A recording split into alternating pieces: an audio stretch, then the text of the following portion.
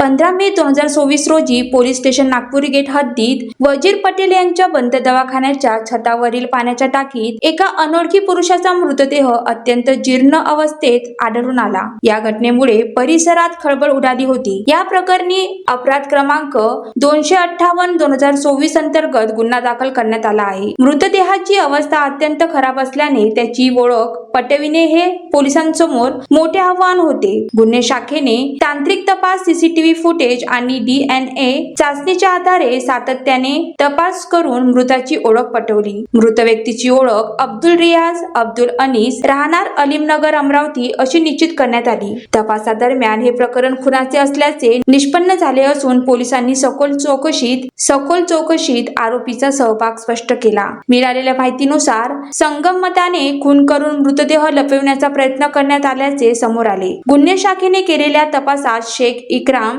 शेख चांद वय 27 वर्ष राहणार सहारानगर अमरावती आणि नसरीन बानो अब्दुल रियान वय 37 वर्ष राहणार अलकरीम नगर नंबर 2 अमरावती यांना अटक करण्यात आली आहे। दोन्ही आरोपींना पुढील कायदेशीर कारवाईसाठी पोलीस स्टेशन नागपुरी गेट यांच्या ताब्यात देण्यात आले आहे। प्रकरणाचा पुढील तपास सुरू आहे। पाहत रहा आपला महाराष्ट्र न्यूज। वैभव मुंदे, अमरावती।